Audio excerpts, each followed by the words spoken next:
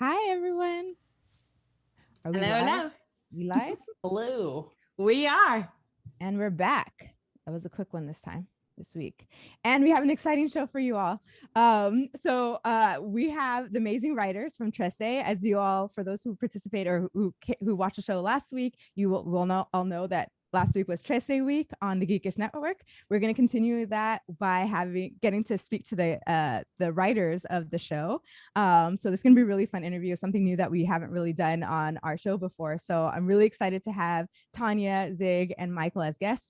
I'll go ahead and let them introduce themselves in a little bit. But in general, everyone, welcome to Origins Illustrated. This is part of the Geekish Network. This is a weekly comic live stream podcast discussing everything connected to comic books. I'm Clarama Dervilius. I'm a product manager at Oculus and a super big geek of superheroes comics in general. Catherine, do you want to introduce yourself? Hi, I'm Catherine. I'm an AR/VR designer based in Memphis, Tennessee. And Courtney? Hi, I'm Courtney Wright. I'm an actress, writer, and singer. I'm in Los Angeles, California. All right. And with us, we have our special guest, Tanya Yuson. Hi guys. Thanks so much for having me. I'm in Manila right now, so it's morning for me and afternoon to evening for a lot of you over there. Oh, cool. Wow. And how about you, Zig? So hi, I'm Zig Marasigan. So I think just a bit of intro, right? So I'm a screenwriter, commercial director, and coincidentally, a children's book author. So I'm based also in Manila, Philippines. So good morning to if there are any Filipinos out there watching right now. And I'm part of the writing staff on Trese. Cool. I see you got that fan going. How hot is it over there? Oh man, super hot. Can you hear it though? Is it like screwing? No, not at all. No. I'm sorry. I just moved in. I haven't got the air conditioning running it here. So yeah.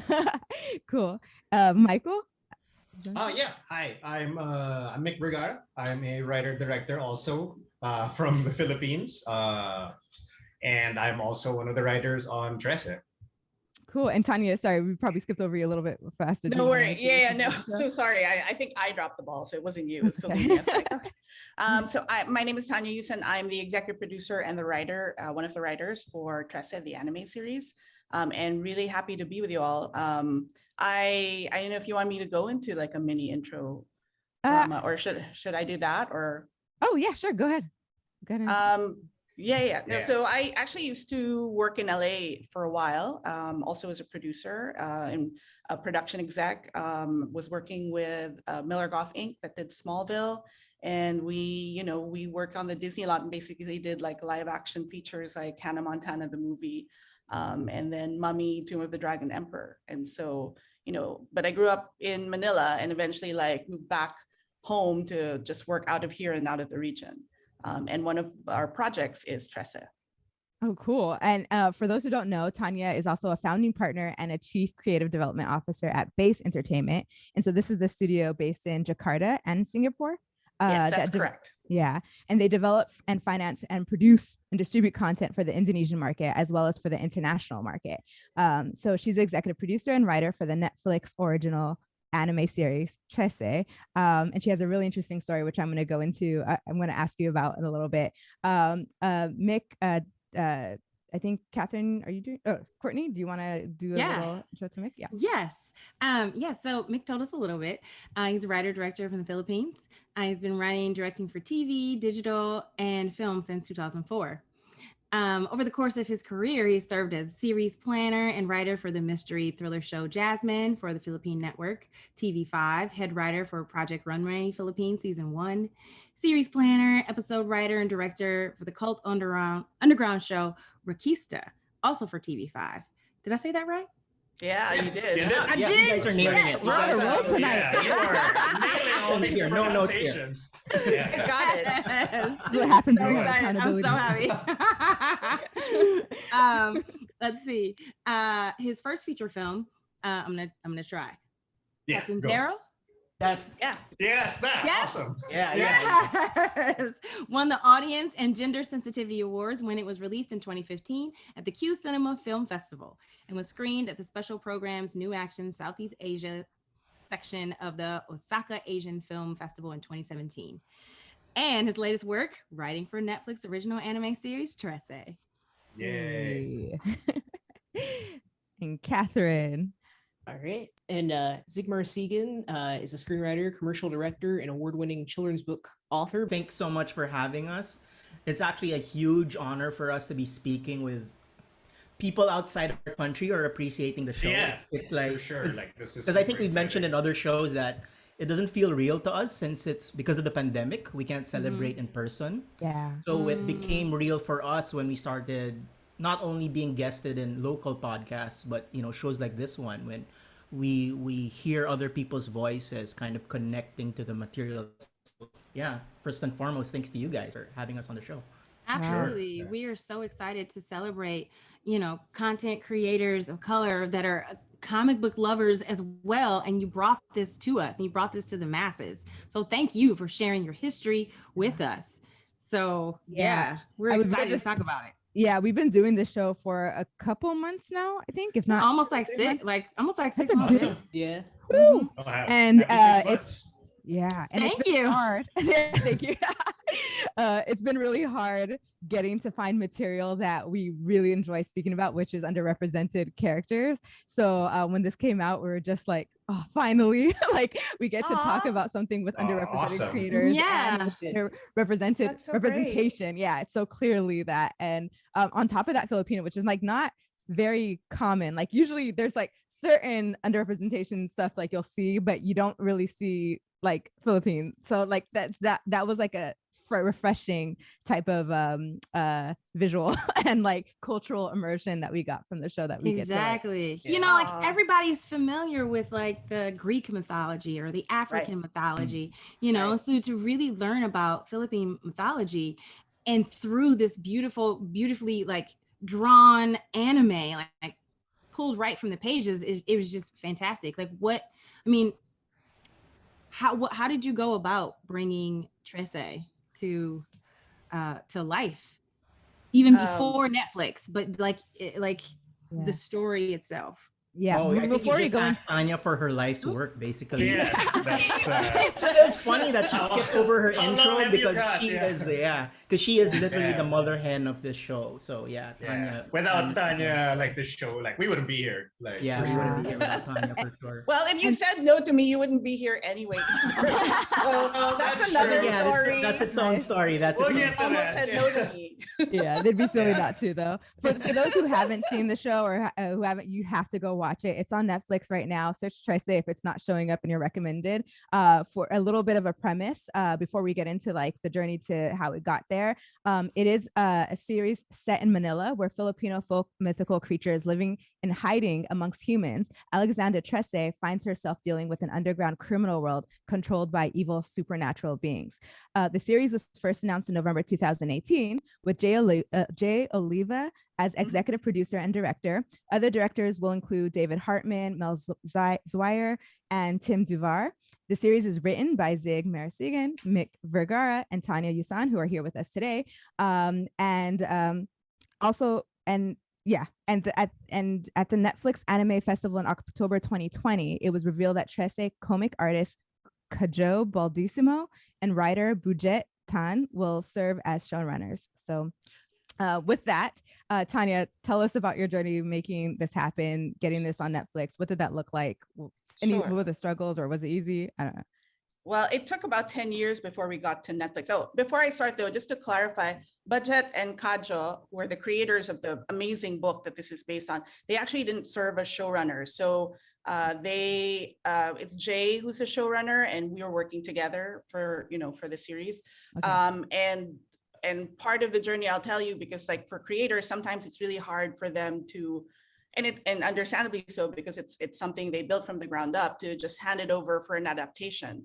But Kajo and Budget were pretty fearless about that. So the journey starts actually in around 2009. And from LA, I used to live in LA and work there, and I would go home periodically, mostly around Christmas time, which is basically the best time to come back to Manila, even though there's a lot of traffic, but it's the best time. And I was looking for material because you're never off the clock. You're always looking for material. And somebody recommended I read this graphic novel. And I read several, but the one I really sparked to was Trese. And at the time, there were only about 3 books, like 3 volumes of it.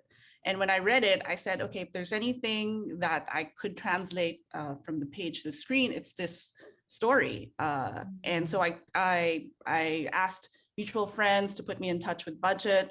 I kind of cold called him, and he was kind enough to, say yes to meeting up with a random chick who says, hey, I really like your book and your story, and I'm a producer, and I want to turn it into whether it was a feature or a series. And at that time, it was live action. So 10 years, me and my producing partner, Shanti Harmain, who's from Indonesia, we had started working together, and we basically pitched it to a lot of different platforms, studios, both internationally. And of course, there were some, local ones in the Philippines that wanted to meet with us. And for one reason or another, it didn't quite work out up until we landed at Netflix Anime. And John Derdarian, who's the executive, said, Castlevania for them had done really well. And it was, the first Netflix original. It was anime outside of Japan. And I know there's like conversations about what anime is, but, for the sake of this, they're calling it like anime out of Japan. And we were ready, at that time, if the timing was right, we were ready with our deck, we were ready with our pitch. We knew what what it could be going in there. And he saw it and he's like, well, what about anime? And we're like, it wasn't an option before, but now it's an option. And we said, that's great, let's do it. And actually things happened fairly quickly after that. He brought on Jay Oliva, because Jay's body of work, as you guys know, is really, amazing and deep and very emotional.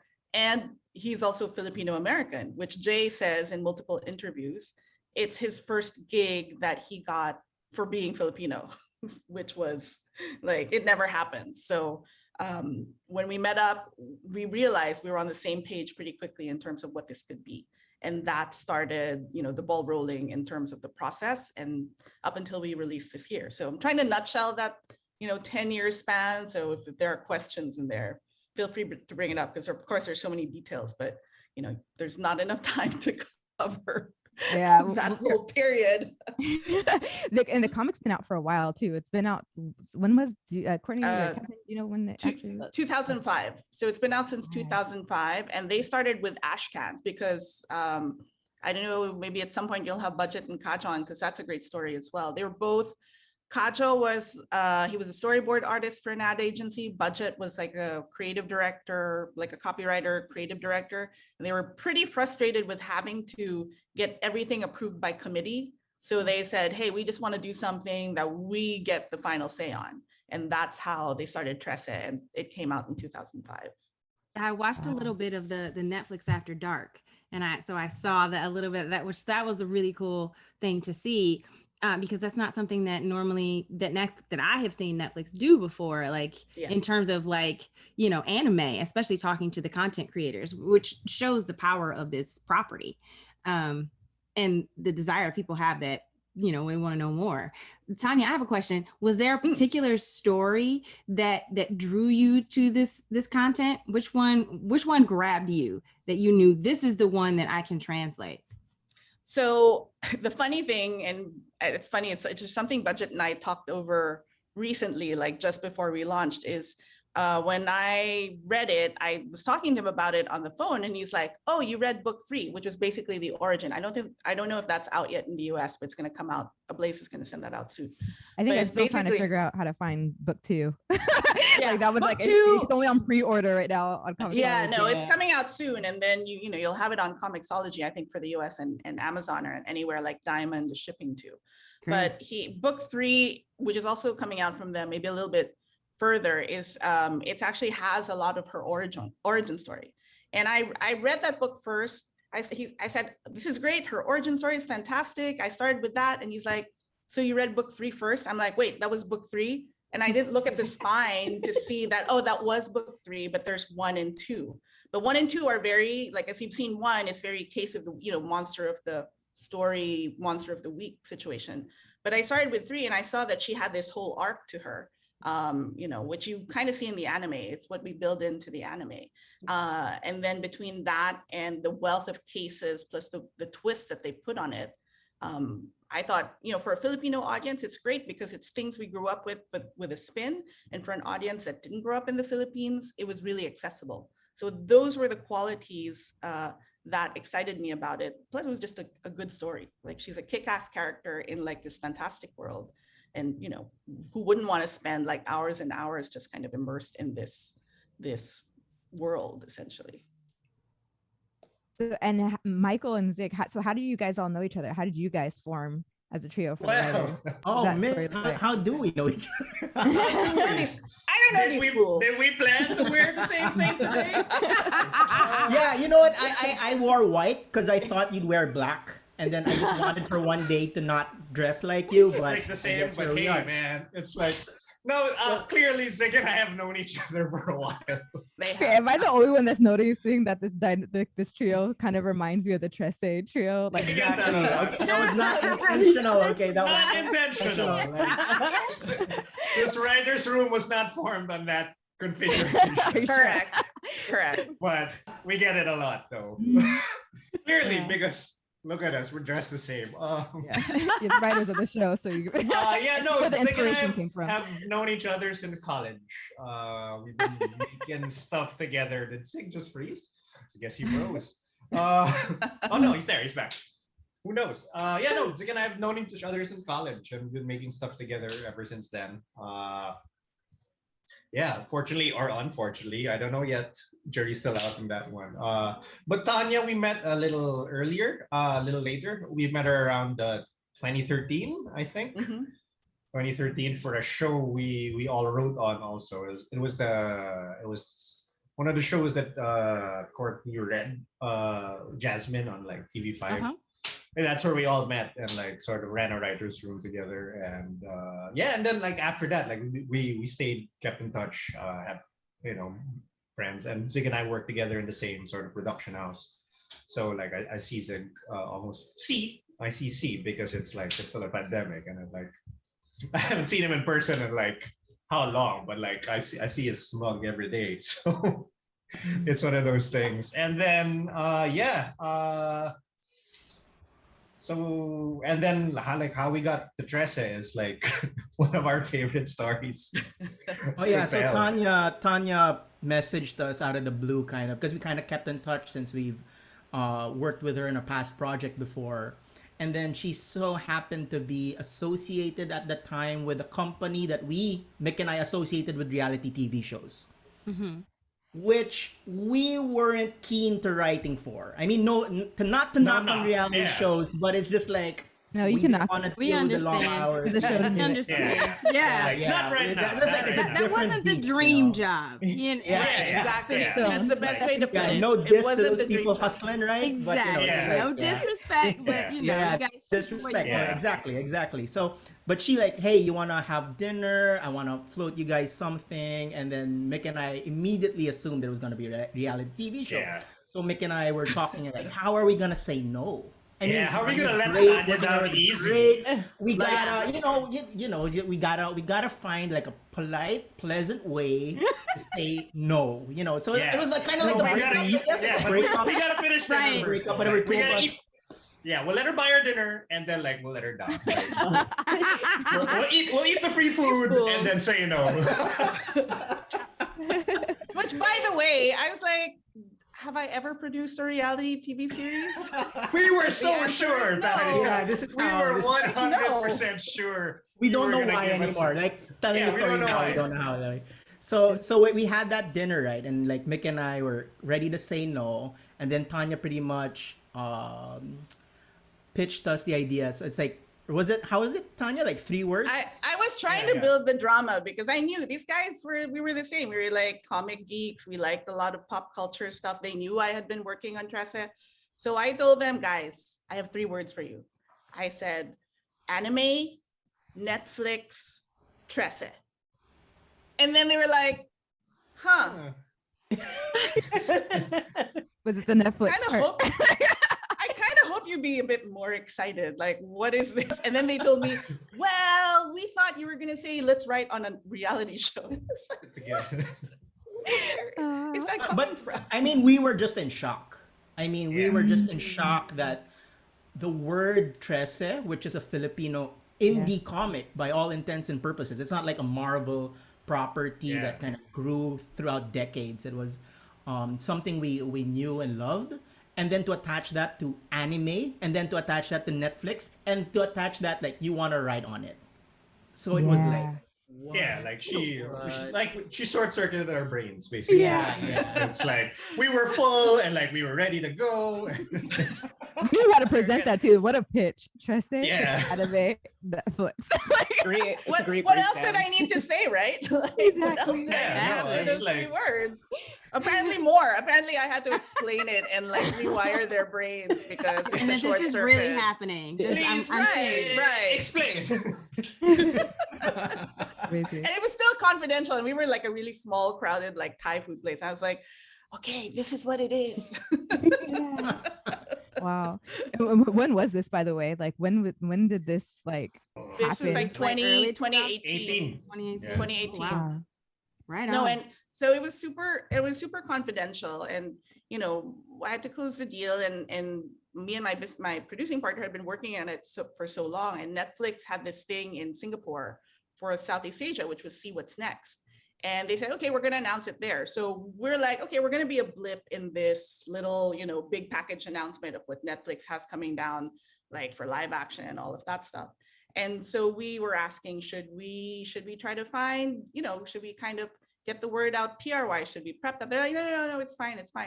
And what we found out afterwards from some friends who were in the room, and some of the Netflix people, is when they flashed the slide of like, and this is our, you know, first anime original coming out of Southeast Asia. And then they flashed a big image of Trese. Apparently from the Filipino journalist, there was like an audible gasp in the room. Like literally, like people were just like shocked. And so then Shanti and I was in Jakarta at the time. Shanti and I were trying to figure out, okay, we'll line up Indonesian press, we'll line up Philippine press. And then all of a sudden these texts come in and like pinging back and forth because articles already come out. There was no embargo for online journalists in the room. So the moment it came out, they were just like sending images, sending that. And then we looked at each other and literally like, we started crying because we're like, it's really happening. Wow. That's so credible. That's so Yeah, it was an unbelievable moment. And we started, like, we hit the ground running. December of that year, Jay and Jojo Aguilar, the art director, flew into Manila. You know, I made sure there was an immersive sort of like recce or field trip around the city so that they could understand, you know, relate to the book because they didn't grow up in Manila. And then we had our story summit, and that started off the writing process essentially. Wow. A viewer, Exo Girl Wonder, says she discovered the graphic novels early in 2018 when her grandfather got sick. She said she totally lost it when I learned about the adaptation. I was so excited. She read all 7 of the graphic novels released in Manila in the main story. That's awesome. Yeah, that's good. I mean, awesome. it's a good read. It's a good way to kind of escape and you know, it's familiar, but it's also new. So thanks so much for sharing that with us. Yeah. I love that. I just want to stress like how much of the story being told is when Netflix picked it up. But I think a big props really goes to Tanya and Budget really and Kajo, the creators. I mean, for sticking it out through the literal decade it took to get Yeah, to no, Netflix. 10 years. Like, So, you know, like Mick and I were on board when it was a green light already. So yeah, we're really basically, thankful so for like that. we just had to say yes, but like Tanya and everyone else, they had to like put in the elbow grease and like do like that's why we keep saying like Tanya's really the, like Zig said, the mother hen of this thing. It's like without Tanya, she carried this for 10 years, man. It's like, And it wasn't that's just no- you know, yeah, I no think the joke. nitty gritty of it is like also because Tanya would clue us in on how many people approached her, how many people approached Budget, and how many times they had to say no. You know, so I think that's part of the story that comes like if Tanya, Budget, Kajo, yeah. What's it? you know, Oh, yeah, I mean, breaking there's I'm sorry, am I okay? Okay. Now Yeah. you're back. Broke yeah. up a little Yeah, bit. the last, Yeah, the so last part. sorry, Yeah. so sorry, yeah. The last part. Yeah. But yeah, it's just I think a lot of creators need to understand like it's our market right now because there's so many people looking for good stories, and just to peddle it out, if like some big corporation decides to take advantage of your story and just not do it justice, then I think we're the losers in the long run. Yeah. But I'm really thankful that Tanya, alongside Budget and Protected the Tanya, took property, the time. yeah. Yeah.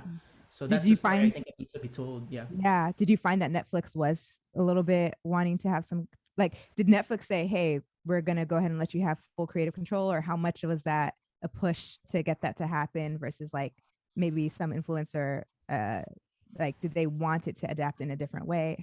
What did that conversation look like? Netflix is really a fantastic partner, from the development, actually even to marketing. Like, we have to give a huge shout out to like the really passionate people behind the marketing team who also like helped us with the rollout. But the execs over at Netflix were nothing but supportive, and they knew, and they said, no, set it in Manila, keep it true to where the graphic novel comes from. They were fresh eyes in terms of figuring out the accessibility to audiences outside of the Philippines. So with the notes they had were, well, there was one note that's like, can we make it a little bit less gory? And the other one was after Castlevania. What the I heck? know, I right? think Honestly. the first one was almost like not getting nauseous. Yeah, exactly. But I mean, there were some scenes where it was just we didn't even reduce it by much, and they were fine. And it was also One frame. it was also, can you explain this a little bit more? One of our things that we wanted to go in is like, and having watched other animes and things from other cultures, some of like from Japan or Korea, they don't explain everything. Like, you don't want to have a whole info dump to explain every little thing. You just want to give it context. And then if people wanted to know more, they could research it afterwards. So we were also very conscious about not just making everything an info dump, but just enough so you knew what the position is within the story. And then we just walk away. We're like, okay, if you want to find out more, it's cool. But otherwise, here it is. That's really hard, because I imagine with something like this, especially when you're representing a whole country, like, as a culture, the balance of telling the story and making sure that there's a lot of integrity there, but and making sure it feels justice to like the people who own that story, versus like having to make sure that's still translatable for the broader masses. Tell us about like that, like balancing that weight. I'm sorry, I keep asking the questions, so I'll like Catherine and Courtney take over after. Yeah, no, and Mihk and Zig, you can also jump in. I'll just add that for me, because I worked in the US and but I grew up in the Philippines, I kind of knew what that balance was, where you just needed those certain points of accessibility or how people could understand if they didn't grow up in the culture. And it was just Netflix pointing out certain aspects, which some we did, and some we felt like, okay, you can still get that out of context, even if you weren't Filipino, or, because also there are Filipinos who weren't aware of that as well. What's an example of that? Let's say, like, for example, like Nuno. So the character of Nuno, and that comes from, if you look deeper, that comes from a mythological character that's called Nuno sa Punso. Punso means mound of earth. Nuno is a shortened version of Ninuno, which means ancestor. So literally the literal translation is kind of your ancestor or an older person that hides in the mound of earth, that you have to ask permission or, accord the respect if you're passing through. And that person, that figure, depending on how much respect you show, may or may not, look kindly on you in that respect. So Nuno, in terms of what he is, and for like and this is a little spoilery for those who haven't seen, but in terms of what he is in this detective story, he's a little bit of a snitch. So we put that in that context. But then if you want to look deeper, that's where Nuno comes from Nuno sa Punso. So you didn't need to know all of it, but it's there. It's right? also really interesting that you say Nuno is like the ancestor, because in a way, Nuno was also the one who had all the stories and the informations. Right. And as with an ancestor, that's who you would go to for all of your histories and your stories. So it even deepens and broadens his connection to the story. Totally. And that's really how, but Budget will sometimes say it's like it's an afterthought for some of them, but there is that instinct that he has for sort of tying in what the mythological creature is to like what it should be in a noir story, in a detective story. So even though sometimes he feels like it's unconscious, but I know it's like he knows enough where he knows that it feels right, because he does a lot of research as well in terms of the background for the mythological creatures. I had a question in terms of something you said earlier, how you started with volume 3. And it's similar. It seems to me that the season 1 kind of follows along that trajectory of like we're dropped into the detective story of Trese and what's happening, and then it's revealed later that, you know, with her origin story. So was that season 1 bits and pieces of all 3 volumes, or is it predominantly volume 1 with just that arc? It's bits and pieces of like 1 to 3, I would say. We do take from, there's something for the MRT, you know, the train that kind of goes through the whole thing. That's from 13 Stations, which actually doesn't come out till book 7. So, but it was out in another anthology compilation called Manila Noir. That's where it first came out. So we figured out the spine of it with the help of book 3 and the origin story, and then kind of cherry picked what would fit. Awesome. Yeah. I guess Tanya for the win. Yeah. Sorry, guys. You should. No. No. Monopolize It's it. like we like hearing you talk. And I guess I'm not being sarcastic at all. I guess to add to Clarama's question about I guess the responsibility and I dare I say burden of kind of representing your people or your culture is that I guess that's why it's interesting hearing your side, because I can't speak for Tanya and Mihk, but I never saw it yet as how much it would represent. One, because I mean, for the lack of a better term, like Mihk and I are the straight white male of the Philippines. We're the middle class, you know, privileged individuals. No, I like upfront, real talk. Yeah, no. Right? Super, like we'll call it out, man. Like that's what we are. We'll call it out here. So, but it would be really different if we grew up in the States. It would be really, really different. I mean, the power dynamic changes completely. So in terms of like, we're not the melting pot of cultures like other nations are.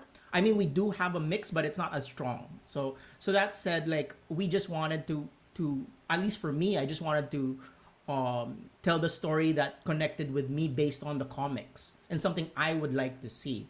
And then suddenly I get the burden of a lot of creators where suddenly your material becomes a lightning rod because we are the first. We are suddenly the flagship that out of the gate. Wasn't really our intention. We're happy that we are, but now that responsibility is now very, very present, because I feel, and this is like my personal bias, it's like creators should tell their truth and nothing but their truth.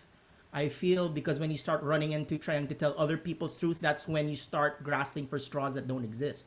Because I think that's why there's like, it's a creator's market really, because people are looking for, I mean, let's face facts. We've seen, at least in the mainstream media, at least entertainment wise, like a very particular lens for the many decades that we've been seeing, like how stories are being told. But now, you know, across the world, like K-dramas are really big here, and you know, that's not, you know, people are learning the language, and then like another show that's Dark on Netflix. So that's like a supernatural kind of sci-fi thriller. That thing is in German, and so people are kind of gravitating to stories that are not necessarily English, that are not necessarily American. So and then but those are true to the creators, I feel. So I think start with what's true to you, then maybe think of the representation like later. I don't know if I'm running into problems here, but at least that's how I see it. Because if it's true to you, then it'll represent like who you are, at least. And it also becomes more believable because you yourself are invested in the story, and it's easy as an audience member to invest in something that's clearly been crafted with love and from passion, you know. So that came through completely. I have, you know, as a young girl, when I saw the character of Storm for the first time, that was someone representing me. That was something that I had never seen before, and I wanted more of that. So has the response that you've heard from Trese, has it really resonated with like the younger community in that way? Especially like, I'm sure like young women, to see a strong, powerful female heroine who, yes, she has people that are on her team supporting her, but she is the one that they go to. And has that been a big response that you've heard? Like even one of our our guests chimed in on how it affected her. You guys want to? Huh?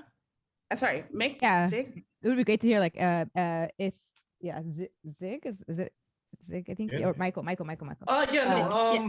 Yeah, for sure. For sure. It's really like during the first week of the release, the three of us were all talking about how we were being messaged by people like we haven't talked to in like forever, and they're just suddenly cropping up. It's like, hey man, I know you get, and the message is always like, I know you get this a lot, but it was super great to see Manila, like, and a lot of these people are people who've emigrated from, like, people we knew growing up and then emigrated for like better opportunities elsewhere, and they would message us like, hey man, it's just great to see Manila again and like represented in this, and it's just like these are the streets, and then it's not, in this, it's not in a department of tourism sort of way where it's like, look, it's the street, where it's like it's just as is, and how they remember it, works and all. I think that the response there has been like super great in terms of like for that. And then also going back to touching on like the mythology and is I've also gotten messages from like, like where everyone in like they're like, I have a friend who's a cosplayer, and she's part of this sort of spiritual community where like, sort of into the trying to get more reconnected to the spiritual roots in terms of Filipino spirituality, and like exploring that sort of side, and that's not strictly Catholicism or like, which is our main religion here. And I got a message like, we're super excited because this is a show that finally shows that mystical spiritual side of Filipinos that isn't sort of celebrated apart from superstitions or like so that was comforting to hear also.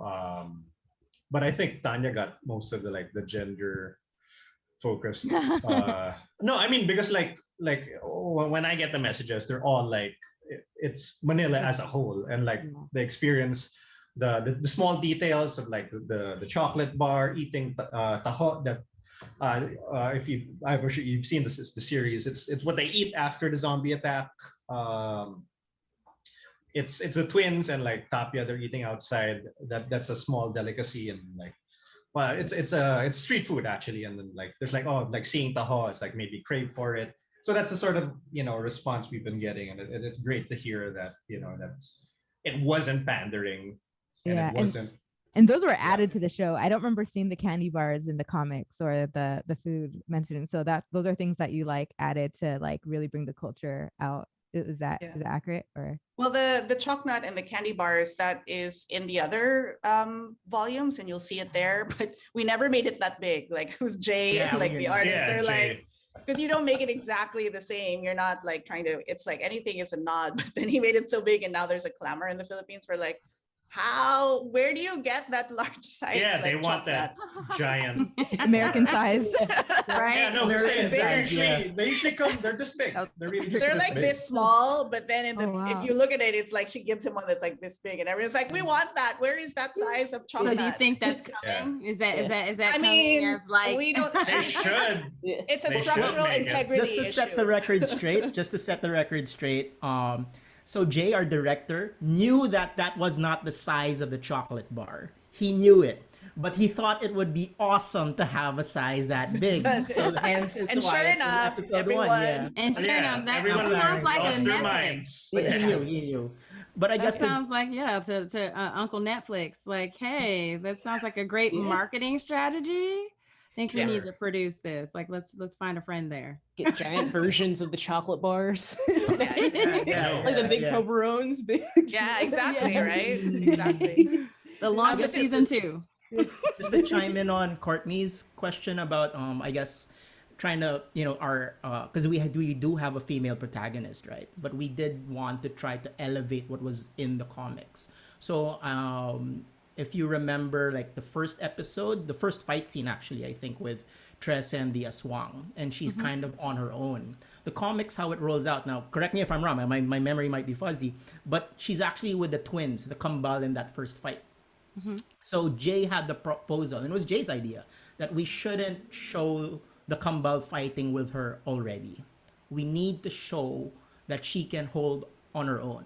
So immediately there, it's like a small touch. And actually, for me, being a fan of the comics, I was apprehensive of that note because it was like, but that's not what happens in the comics. But I knew what Jay was trying to do, and for me, it worked in a way. Like, yeah, she doesn't necessarily need the comeback all the time. Like, she can hold, and that little touch of seeing her fight is such a magical moment in terms of introducing her as a character.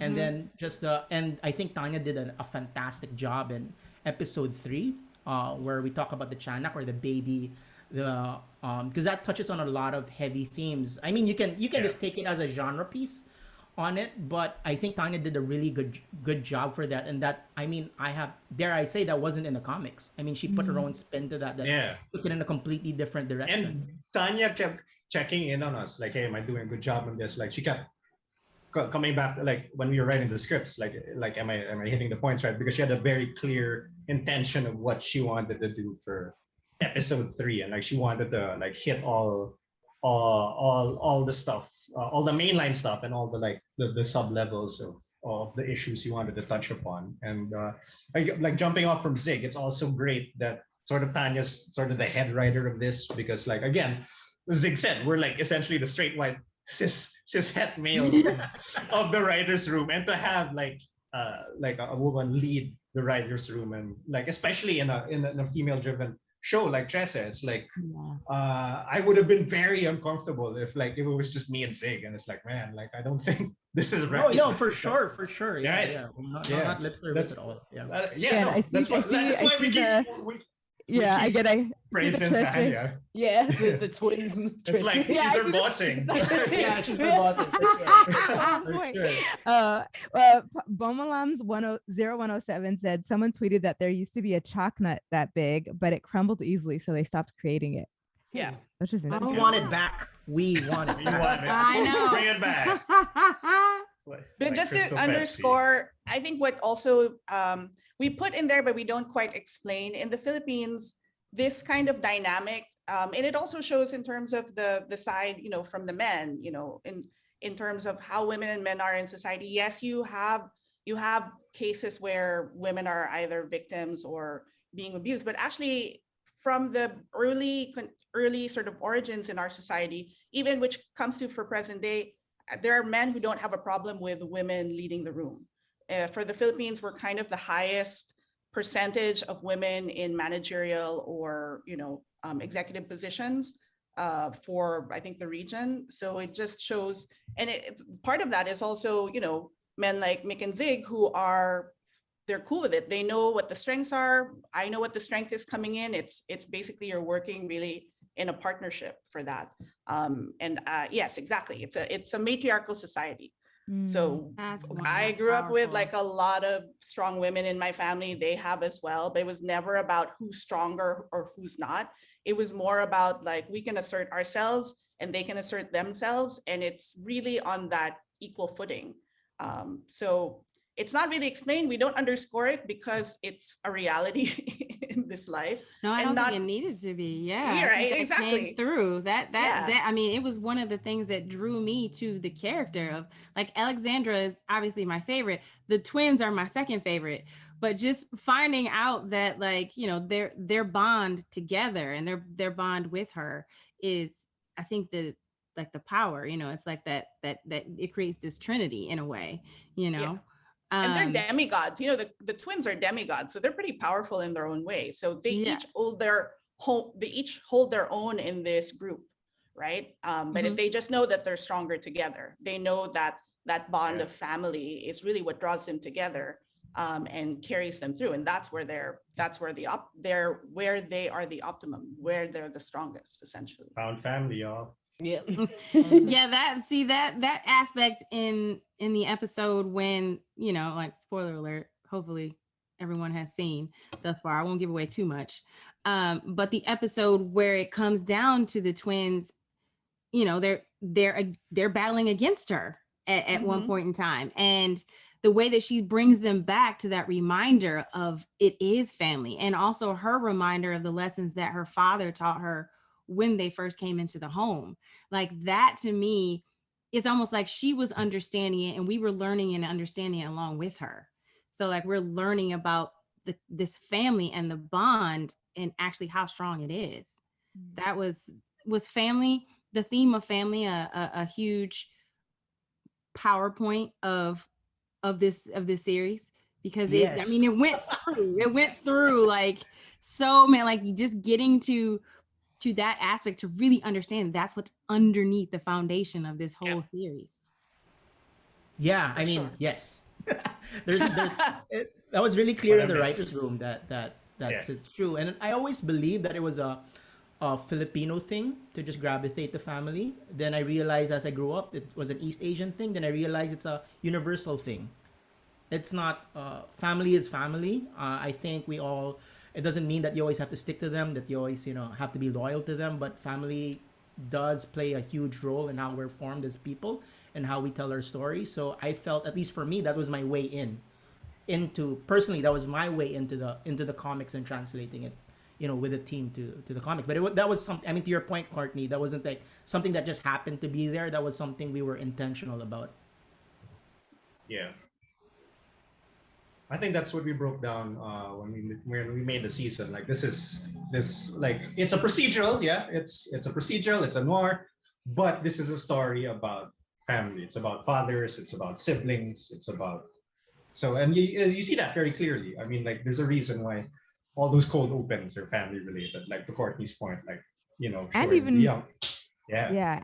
And even community, like to see the relationship she had with the police station, the mayor, and all the interactions with the people. Like it was family being the cornerstone, but like the community working together, or the relationship between that, I think was also like a really great layer.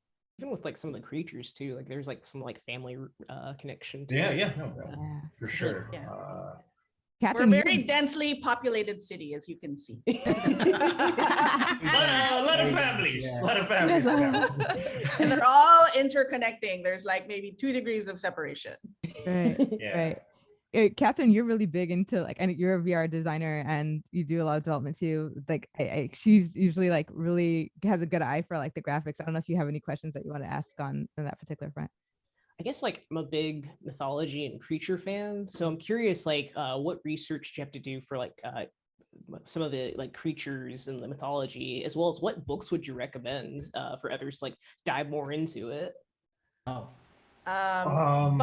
has a great list on Spot PH, and I can look for it and try to send it through Zig.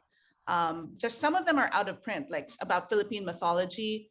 I know some of them are tricky, but I think he got one off of Amazon.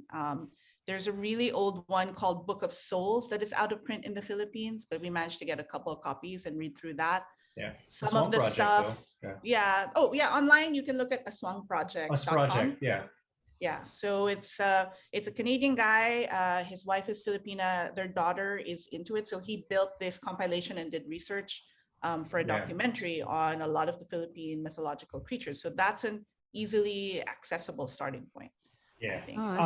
Also, I think top of head, like this is what I grew up reading, like way before Trese, because I'm a big horror nerd. It's called, the author is Maximo D. Rojas, and it's called The Creatures of Lower Philippine Mythology. I think it's on Amazon. It's available on Amazon, but it's not available locally for some reason. Like I can't get that book here, but I gotta order it from Amazon. It's and then that's where I first read it, and then that book actually pointed me out. Like a very interesting thing about Filipino mythology and culture is that it's very regional. Whereas like you have a very centralized sort of mythology, like Norse mythology, Greek mythology. Like it's really this one pantheon, and it's really. There's no sort of deviation from the core myths. I mean, like you have reinterpretations, and like every now and then there'll be research that says like, oh, this line actually meant that. I mean, that's the extent for like other sort of pantheon mythologies. But ours, since we're very regional, like these creatures change from province to province. So there's really not one monomyth that like sort of rules our mythology, which is indicative of us as a culture. I mean, like we're an archipelago of 7,000 islands, different cultures, different dialects, different languages, and to try and like centralize that, I think, at least for me personally, like that's sort of like denying who Filipinos really are, like, which is this huge melting pot of culture. At least for us, it's like we went with the interpretations that were the most like the interpretations we grew up with.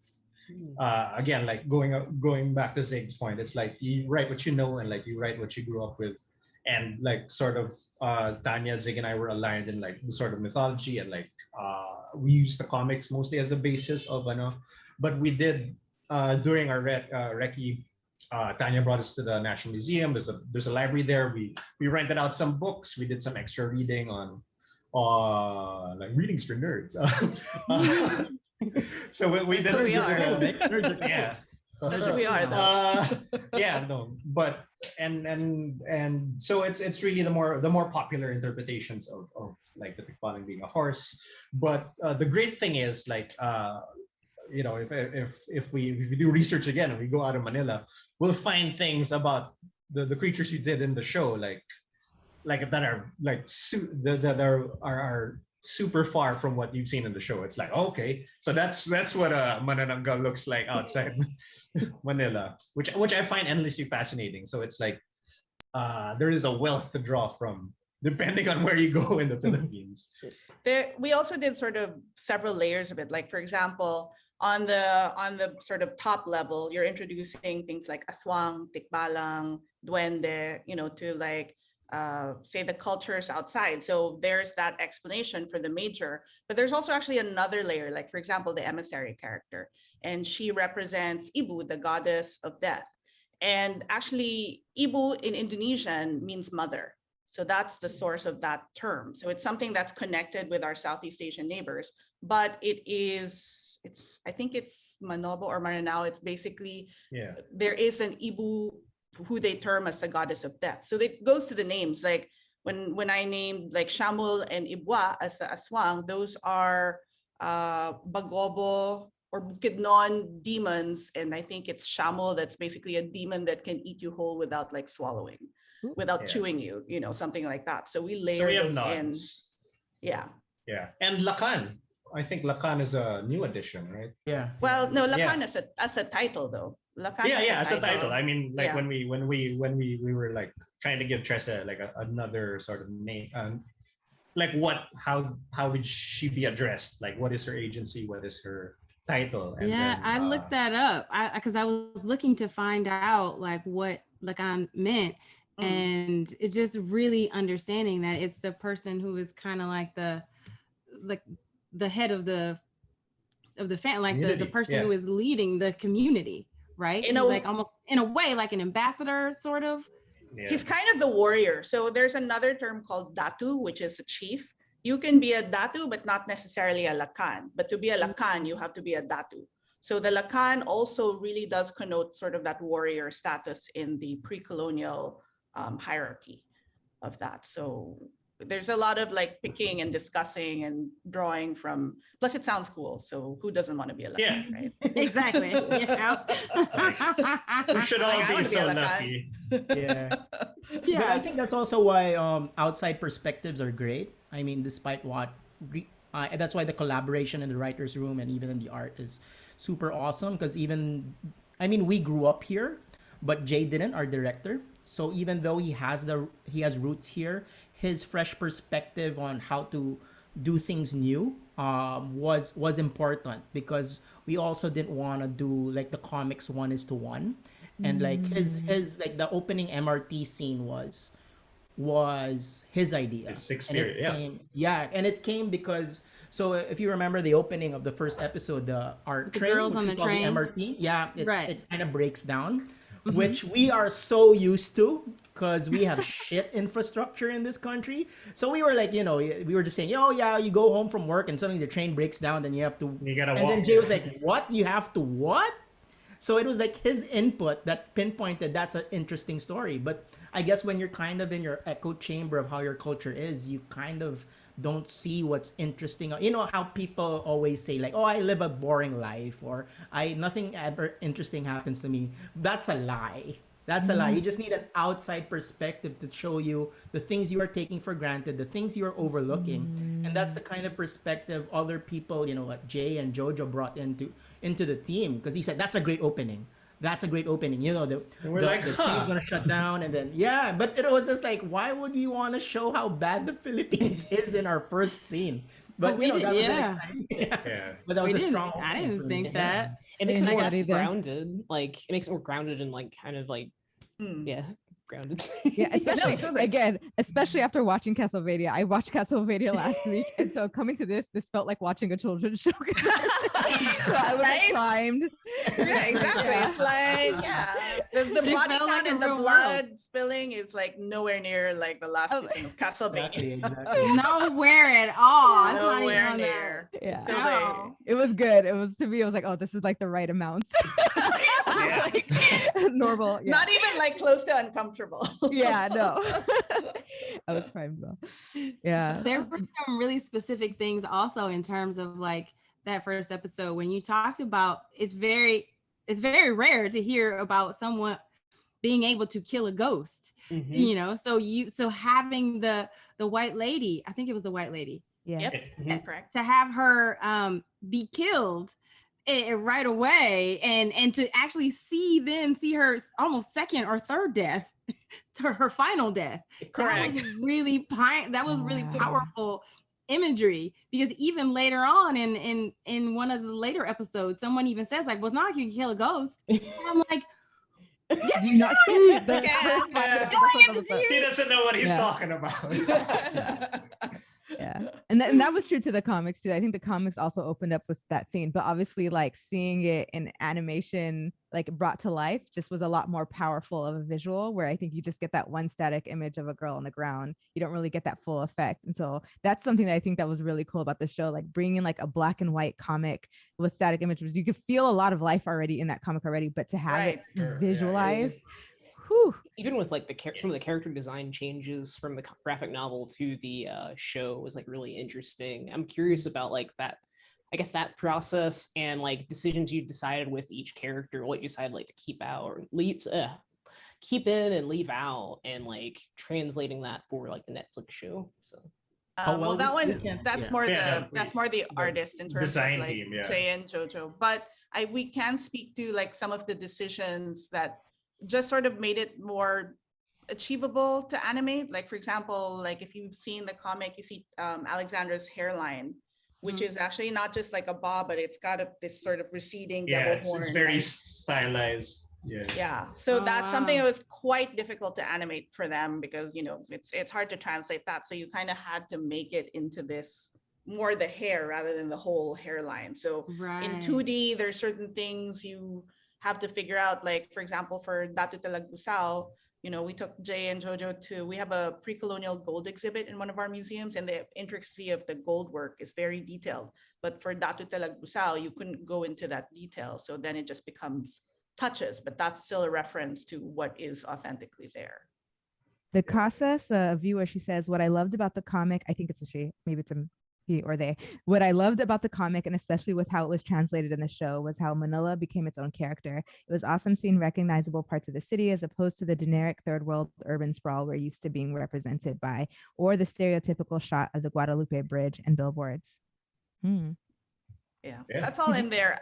One of my favorite tweets was when somebody, and this was early on, I think even for the trailer before we released it, somebody had said, he does that commute on the MRT like every day, but after watching the trailer, when it kind of stopped by the Guadalupe Bridge, he looked up and he was like, oh, I'm seeing it with new eyes now just because of the trailer. And that is, for me, that's a very powerful moment where you can see what your everyday is, but you see that there's magic behind it, maybe some danger, Yeah. but mostly magic. No, I mean, like it's like what Zig said. It's a different perspective. Like even we were gonna be excited to watch this thing because we didn't animate it. So like when we watched it, it's like it's like to Zig's point again. It's like seeing stuff that we're so used to, and then it's just blown up on this like 4-color high intensity action thing. Because one of my favorite shots from the series is in episode 2, where Trese takes the elevator up to the Senor's tower, Mhm. right? And then I know it, like, even if you've never been to Manila, I mean it's a great looking shot. Yeah. But I think that was one of the work in progress shots that were sent to like the writers team, because by the time you for those people who are not familiar with the process, the writers kind of get together with the director, we hashed out the season, and then it turns over to production that do the heavy lifting and bringing it to life, right? But we were looped in across the years, because this was like we started like 2018, and then it's out in now in 2021. One of the first things we saw was a shot of that, Trese reflected against a glass, and then what we saw, that there were literal tears in my eyes, because that's my home. I live there. I live there. I grew up there, right? It's a great shot. It's mad, but if you're a Filipino, you see, like, I've been to that building. I've been stuck in traffic in that area of the freaking city, and then suddenly, it's something that you're a part of, that you can share with the world, and it's irrelevant whether other people connect to it, because you do. I guess that's what's the power of this one to me, this series to me, is that that's my home right there. So that's I guess to the point of to the commenter a while ago. Yes, it's just as powerful to us, I think. Yeah, for sure. We almost didn't want to be sent anything, because we're like Tanya's like, hey guys, I got new work, and no, Tanya, we don't want to see nothing. We want to come in and be blown away with everyone else. Yeah. Because what the little that Tanya showed us over the years, it's like, we're good, Tanya, it's enough. So wait, how does that work then? So you guys write a bit with the director, do you guys see at least the still shots? So you have an idea of how it's looking as it's going, and then is it every month you get to see a new clip, or how does that, were the clips being developed in parallel to the writing, or what does that look like? So we're doing the writing, and then they have a previs team out of LA, Jay's company, Alexa Notice. A lot of them are Filipino American. So at every level of this production, you have Filipinos, whether, immigrants, first gen, down to the audio post, down to the marketing, music, every level. And yeah, exactly. So, which, when does that happen, right? When does that happen? I was literally, I was just about to. And did Netflix provide that, or did you? No, Jay had that, with his team. Yeah, and then we worked with Bang Zoom out of LA, and they had the people on there, like Maverick is a great engineer, and we also had other great engineers with us as well. And it just happened to fall in. A good example is of the guys who scored it. So the Kiners are a family. The father and the two sons, I think they're also twins. They are composers in each their own right, like Narcos, but also animated stuff. In terms of, and the brothers did Star Wars, I think Rebels. So they, they have their own thing. But one of the director, Bad Batch, thank you. So when Dave Hartman brought in the dad, Kevin, because he had worked with him on Transformers, Kevin's like, oh, my wife's Filipino, my sons are Filipino, they also have, are composers. They want to work on it. You basically have 3 composers for the price of 1. And so they just threw everything they had at this, and the music that came out was phenomenal. But I do like to say that another character. You're right, exactly. Character. Totally. And I feel even though, we had animation done in Korea, we had previs out of LA, we had the writing in Manila, we had people in, Netflix out of Tokyo, also helping us. This is really a very global project, but it was with Filipino-led creatives.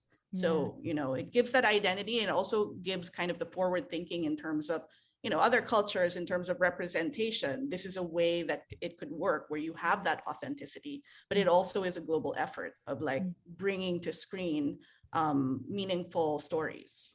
As a result, it sounds like you guys started working in 2018. So how did COVID impact, when COVID happened and everyone couldn't work in offices, where were you guys at that stage of the project? And did that change anything, or because it was already distributed, it was pretty much?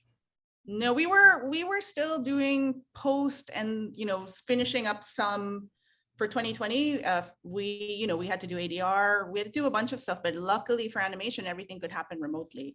And eventually, they figured out the mechanics of doing, working with the voice talent remotely as well. So it was one of those things where it's not like live action, which I have some projects that are that where it really affects the process. This one we were able to kind of pull through and meet the deadlines. Yeah. I read that like actually the Philippines actually produces a lot of graphic designers or visual designers for comics. Like that's like a good majority of like really good expert comic visual artists come from Philippines. Is that the case? Like, was it easy to source for these animations because of that, or how did that play into this? It's a different level. Like the Philippines has companies that supply, like say our production houses to provide the assets. So some service companies, and it's just in timing because animation right now is kind of in demand because you don't have that interruption, especially like out of COVID. So, you know, studios are booked, production houses are booked. So Netflix has to figure out, okay, where's the best place we could do it. And they were already working with Tiger in Korea for Castlevania. So it just made sense for them. But really all the previs, all the directions that came from Jay and Jojo out of like Lex and Otis. So I know we're coming into the end of our time with you all, but I just had one question kind of going back to the story and then back to the identity, seeing as how like Alexandra's journey in the Balete tree was so much of her identity becoming the Lacan. Is there, and I know we've already talked about how there's not really this need to like overtell a story, but do you ever think that there is, will become a time when telling the narrative aspect of what she went through in the Balete tree would either add and or enhance the story in any way? Are you trying to tease out like succeeding seasons, Courtney? I see you. I was gonna sneak it. I was gonna try to sneak it into it, but you beat me to it. I don't know. That was pretty sly, huh? She was pretty sly with that one. Yeah, no, that's pretty. So hard. I love how it's like, you know, in the story about family, when are we getting season 2? He's playing out in season 2. Talk about that post-credit scene too. Yeah, I know, right? Yeah. You know, I know you can't. I'm not. You know, I don't want to ask about season 2. Hopefully, it's coming. But you know, just that. I was just wondering, like, in terms of like the narrative storytelling, do you already have certain stories either pulled from the comics or stories like episode 3, which that's my favorite. That was my favorite episode. It was so deep and rich and like horrifying, but I was drawn in. I was there. It was so powerful. Is there anything narratively speaking that you are really excited to tell that next wave? I know I can't ask about season 2. Right. I mean, fingers crossed we can get like season 2 and beyond, because there is a wealth of stories that we still haven't mined from the comic. And, you know, with Jay, we've kind of talked about where the arc would go for her that would make it like a satisfying arc for a series. So we hope, like, you know, and to get to season 2, it's basically trying to get more people to watch, trying to like go beyond the Philippine audience, and Filipinos already know about it. You guys are like the first step, you know, when you guys asked us to be on, we're like, they know about us. They know about us. Awesome. Like, so amazing. Yeah. Yes, we know. So- Hopefully we get that beach episode. Yeah, That's what everyone watches. It's like there's a teaser for a beach episode. There's like a karaoke episode. Like there's all sorts of stuff. They go to some hot springs. Oh, you joke about it now, Tanya, but Yeah, no, but like I can only imagine that's how we hot those hot manifest. springs are. I know, right? We'll joke about it, and then it happens. That's what happens. Yeah, and that's how Team That's how Trese we came about. manifest. That's Yeah, how no. Team Trese came about. Fun fact. That's how that Yeah. line got written. We're gonna manifest that, just Mhm. like, you know, just like we're gonna manifest Milan. We're gonna bring in things that we're already manifesting. But Mihk, you should probably tell them about like how Team Trese came about, so they know like just how Oh yeah, no, I mean, real it is. Everyone on this call is already. Yeah, Team you're all Trese, Team but Trese, basically. Yeah, for sure, officially, like. Yes! We dubbed the Team Trese. But you were Thank nice. you. But what's this? No, it's super like, again, to Clarama's point about like this being like the Trese configuration. It's like Zig and I, like during the whole story summit, we were like, yeah, like if we break a particularly hard narrative beat, it's like, all right, this makes sense. It's awesome. Like Zig and I will always go like, this is the writing period. This is the writing period after Jay went back to like LA and Yeah, meet up regularly. and it's like, oh man, like yeah, we should do this. Go Team Trese, right, Tanya? Let's like go Team Trese. And Tanya's like, Did no, Jay we're come? never calling ourselves that. And then lo and behold, it came out in an episode. And then whose episode? Everyone is Mixed calling us episode. Team Trese. Next episode. Yeah. So yeah. But I guess So to that that's how- point is that's- like Mick and I have a reputation where when we joke about something, we're not joking about happens. something. Yeah, because Yeah. I mean, this is like a professional tip for everyone who's trying to, doing the grind Yeah. like we are. Joke I'm about not, it. Like, yeah, no, not really. Like try crazy ideas. I mean, and then maybe you'll be lucky because Mick and I have been in the trenches where you're in creative bubbles where they're not really giving you a lot of leeway, so you gotta keep on pushing, and then maybe you'll be lucky enough to land in a team that is as crazy as Tanya and Jay with an audience as crazy as you guys who will watch your crazy Eat stuff. that up. Yeah. Yeah, I feel like the Sure. biggest takeaway I'm learning too, especially from you, Tanya, and your journey, it's like, it's truly preparation meets opportunity. Is Yeah, like no. luck. Yeah, no, for Um, sure. And passion. Like, Exactly. And Yeah. a lot of determination, because like to hear your story is really inspiring for me as a creator, like just knowing how hard you have to like work and put into and invest in your property and finding the right team. Yeah. The right team and the right people to help you tell your story, like partnering with Netflix. Yeah. So I'm sure there were a lot of no's before you had the jury's still success. out on me and Zig, but everyone else. gotta She got find the your right twin. people. You definitely feel the love from this project, and like I love seeing like the little Easter eggs like in there, and all the creatures and all the characters. So and the twins. I'm a twin myself, so it was really cool to see like. Oh, that's That's awesome. cool. Oh my Yeah. God, that's so Alright, cool. That's awesome. And the Wind Girls were my favorite twins. Yeah. Yeah, oh yeah, Yeah, the Wind Girls air- are the wind hilarious. spirits. Yeah. Yeah. Yeah, no. I am curious about the masks. Like, it looks like the tragedy and comedy masks, but Yeah. I guess I want to learn more about why they wore those masks. This will be our last question. Yes. So it's funny because all the years I knew Budge, I was basically like, okay, the Kambal are cool, and you get because their personality, and the tragedy comedy mask, it's like, it's a Greek thing. It's basically, it comes from that. But it mirrors their personality. So that's one of those points of accessibility for like a bigger audience for me. But it wasn't until later where I kind of realized it. And this is when we were shooting Trese After Dark. And I told Mick and Zig, I go, I didn't think about it, but I really think that Budge wrote the Kambal to be him and his younger brother, Brandy. And I was like, that's just my theory. I need to ask him about it. And when we did Trese After Dark, when he said that, we were like, I told you guys, see? Okay, well, thank you so much. This Thank was such a you. delight Thank chatting with you. you. Thank you Thank you for guys. having us. This is super great. good time. Yeah. Totally. Yeah. Thank you so It much. really makes it all real. Just like Yeah. having to connect with other people like who appreciate the show and like. You guys made something amazing. I really hope it gets all the love it truly deserves, because this is Thank just you. such a Thank you great so Thank you show. so much. Go watch Trese. Yes. so Watch everyone- Yeah, no. Trese. Yeah, And read watch it. Trese. ultimate love. Watch Trese so we can get season 2. Yes. Yes. Yes. Yes. Leave that season 2. Okay, Yeah. and thank you all of you viewers who are able to join us today. This concludes our show for the day. Thank you for tuning in. Shout out to Digital Click for all the creative you provide. Please follow us here on Twitch, and if you love what we're doing, please consider subscribing to our channel. If you have Amazon Prime, you can link your account and subscribe to us using Prime Gaming, and it costs you nothing and it helps us out. Again, thank you, Tanya, Michael, Zig, for being on the show.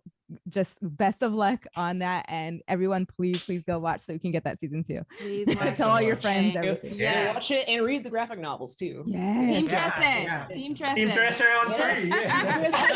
Come on, Team Trese.